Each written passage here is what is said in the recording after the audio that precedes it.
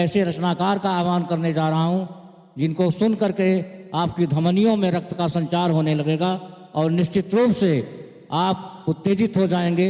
अपने राष्ट्र के प्रति समर्पण की भावना रखने वाले देश के प्रसिद्ध ओज के सशक्त हस्ताक्षर सशक्त कवि बाराबंकी से पधारे डॉक्टर ओपी वर्मा ओम का मैं आह्वान कर रहा हूं।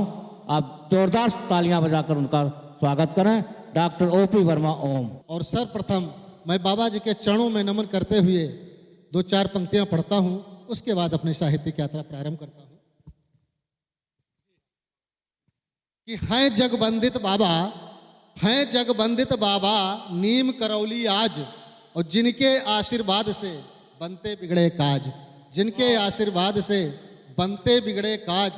नमन करूं कर जोड़कर, नमन करूं कर जोड़कर मैं भी आठों याम, यहाँ पहुंचकर लग रहा आया चारों धाम, यहाँ पहुंचकर लग रहा आया चारों धाम, आया चारों धाम।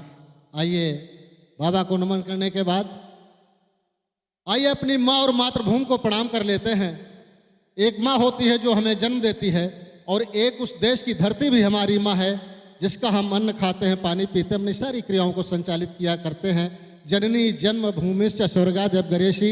इस सृष्टि में माँ और मातृम से बढ़कर कोई दूसरा नहीं होता है। मुक्तक माँ के चरणों में समर्पित करते हैं। देखें कि मातृ वंदन जरूरी हमारे लिए, कि मातृ वंदन जरूरी हमारे लिए, इसका अर्चन जरूरी हमारे लिए।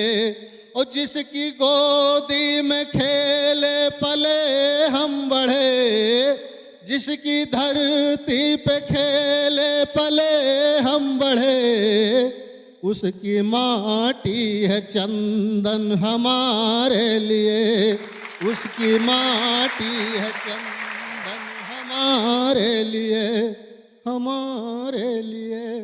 आइए एक छंद वंदे मातरम पे पढ़ते हैं। वंदे मातरम के विषय में बहुत कुछ कहा जाता है साथियों, कि वंदे मातरम इस वर्ग का गीत है,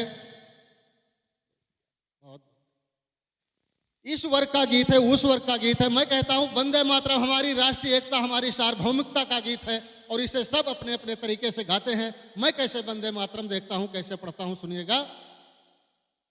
कि भारती पुकारती व कहती है बार बार, कि भारती पुकारती व कहती है बार बार, एक एक पुत्र मेरा बोले वंदे मातरम। और राग द्वेष भेदभाव धर्म जाति छोड़ सब, और प्रेम रस राष्ट्र का घोले वंदे मातरम। और राम व रहीम जहां बसते हो साथ साथ, और वहां की पावन वायु डोले वंदे मातरम। और आंख मूंद देश का जो करते हो अपमान, और उन बंद चछुओं को खोले वंदे मातरम, उन बंद चछुओं को। बहुत अच्छे, वाह वाह वाह वाह वाह वाह वाह वाह वाह, क्या कहने वर्मा जी, बहुत अच्छा, वाह। उन बंद चछुओं को खोले वंदे मातरम। एक और वंदे मातरम पे छंद सुनिएगा। स्वागत वंदे मातरम में माँ की कृपा से बहुत सारे छंद लिखे हैं, स्वागत है। लेकिन मैं जहां भी काव्य पाठ करता हूं वंदे मातरम जरूर पढ़ता हूं, क्योंकि उसकी मांग हो जाती है। तो वंदे मातरम के 2 छंद पढ़ने के बाद मैं अगले छंद की ओर बढ़ता हूं। एक छंद और सुने। कि राष्ट्रहित त्याग दिया, कि राष्ट्रहित त्याग दिया जिन्होंने सो प्राणों को, ऐसे राष्ट्र भक्तों को प्रणाम करता हूं मैं। राष्ट्रहित त्याग दिया जिन्होंने सो प्राणों को, ऐसे राष्ट्र भक्तों को प्रणाम करता हूं मैं। और इन भक्तों को प्रणाम करने के पहले एक छंद वंदे मातरम जैसे हमने कहा उस पढ़ने के बाद इस छंद की ओर आता हूं। कि राष्ट्रहित बलिदान होते हैं वीर बोल, सीमा पर देश की जवान वंदे मातरम। रोटी देने देश को भी चल दिए गीत गाते, और हल लिए खेत में किसान वंदे मातरम। और जोश और त्याग से परिपूर्ण भाव लिए, और घर घर गूंजता है गान वंदे मातरम। और पूरा पूरा राष्ट्र आज बोलता है एक स्वर, और हिंद की आन बान शान वंदे मातरम, हिंद की आन बान शान वंदे मातरम, हिंद की आन बान शान वंदे मातरम। अच्छे, वाह वाह वाह वाह वाह। और जैसा कि अभी मैंने छंद की शुरुआत की थी, वो छंद पढ़ता हूं। कि मैं देश के सच्चे सपूतों को, देश के महानायकों को प्रणाम करता हूं, जो देश के सच्चे अर्थों में महानायक हैं। और छंद पढ़ता हूं। हम लोग इतना पहने हैं, जाड़ा जाड़ा कर रहे हैं, लेकिन जरा कल्पना करें कि -डिग्री तापमान पर भी हमारे जवान तैनात हैं और अपने कर्तव्यों का निर्वहन करते हुए हमारी आपकी हमारे देश की सीमाओं की रक्षा करते हैं और जरूरत होती है तो अपने प्राणों की आहुति दे देते हैं। चंद उनके चरणों में रखता हूं, सुनेगा कि राष्ट्रहित त्याग दिया, कि राष्ट्रहित त्याग दिया जिन्होंने सौ प्राणों को, ऐसे राष्ट्र भक्तों को प्रणाम करता हूं मैं और देशभक्त पुत्रों को जन्म देने वाली हर एक एक माता को सलाम करता हूं मैं। वाह। और सीमा पर देश की डटे हैं जवान जो, और उनकी शौर्य शक्ति का बखान करता हूं मैं। और लोहा लेते शत्रुओं से शहीद हो जाते नित्य उन बलिदानों का ही गान करता हूं मैं, उन वाह। बलिदानों का ही गान करता हूं मैं। एक छंद और वीरों को प्रणाम करता हूं कि जिनका शरीर होता शूरता का तेज पुंज, कि जिनका शरीर होता शूरता का तेज पुंज, उन्हें देख हिमवान मेरु झुक जाते हैं। ओज और शौर की कराल कर वाल से और विजय पथ चुनते मर मिट जाते हैं और थर थर कांपते हैं अरियों के दुष्ट दल। अरे युद्ध है तो जब ये रणभूमि जाते हैं और काट काट शत्रुओं के सिरों को 1000 बार और काल के भाल पे सुनाम लिख जाते हैं, काल के भाल पे सुनाम लिख जाते हैं, काल के भाल पे सुनाम लिख जाते हैं। और इस श्रेणी का अंतिम शब्द दे रहा हूं, हमारे देश की जब ऐसी सेना हो, ऐसे जांबाज हो, तब मैं कह सकता हूं भारत के गौरव को प्रणाम करते हुए कि भारत की शक्ति को देश के चुनौती कोई, जगमग जी, कि भारत की शक्ति को देश के चुनौती कोई, ऐसा कोई सूरवीर देश नहीं आज है। वाक उठाने की भूल किया यदि किसी ने तो जानिए गिरने वाली उस पर गाज है।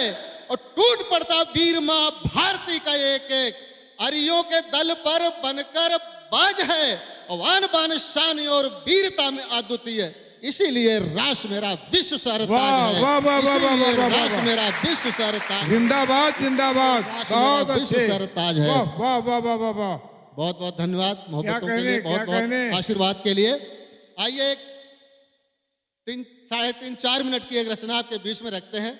पातीराम जी, ये रचना अभी आपने नहीं सुनी है, आप सुनिएगा और अपना प्यार दीजिएगा। मैं, सभी लोग जानते हैं, एक इतिहास की घटना से जोड़ते हैं, उस घटना के बारे में सब लोग जानते हैं, जलियांवाला बाग। जलियांवाला बाग में काले कानून का विरोध करने के लिए तमाम हमारे देशभक्त इकट्ठा हुए थे, स्त्री पुरुष बूढ़े बच्चे जवान। लेकिन एक जनरल डायर नाम का अधिकारी बिना कोई सूचना दिए हुए गोली चलवाने का आदेश दे देता है। 1400 तो उसमें लिखा गया है, आंकड़े मिलते हैं, 1400 वहाँ हताहत हुए हमारे जब सब भाई बहन शहीद हुए, लेकिन हजारों की संख्या में और ज्यादा थे।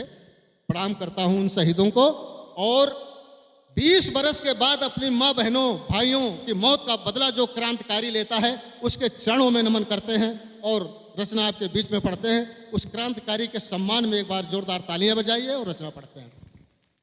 दीपक जी सुनिएगा कि जलियांवाला बाग की रस्से माथे तिलक लगाता हूं, कि जलियांवाला बाग की रस्से माथे तिलक लगाता हूं, अतिशय पावन परम तीर्थ को अपना शीश झुकाता हूं, जहां शांतपूर्ण सभा में बैठे वृद्ध युवा नर नारी थे, रौलक एक्ट के विरोध में आए राष्ट्र के परम पुजारी थे। पर इन सबको ग्रास बनाने पहुंच गया एक हत्यारा था, जनरल डायर नाम था उसका, लंदन का प्यारा था, गोली चलवा कर निर्दोषों को मौत की घाट उतारा था। मानवता थी सो गई वहां पर सत्य दंभ से हारा था, मानवता थी सो गई वहां पर सत्य दंभ से हारा था।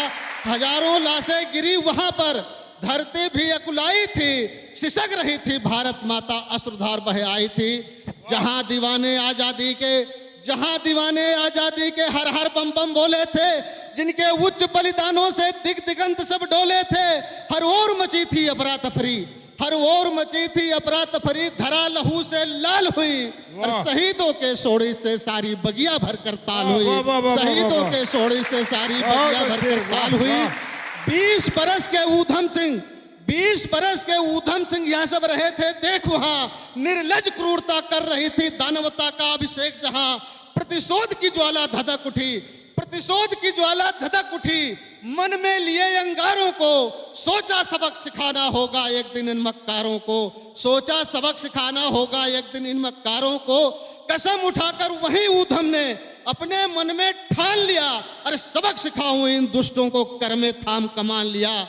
इस लक्ष्य को पाने खातिर, इस लक्ष्य को पाने खातिर रहने लगे वह लंदन जाकर, लक्ष्य पूर्ण करना होगा अब रंग दे बसंती चोला गाकर। पर इसके पहले ही जनरल डायर गया पर लोक सिधार, किंतु ऊधम के मुख्य लक्ष्य की कुंदन हुई जरा भी धार। इस पाशविक घटना को जिसने अनुचित ठहराया था, जनरल डायर का क्रूर कृत्य जिसके मन को भाया था, वह अनुमोदन कर पूर्ण रूप से जिसने खूब सराहा था।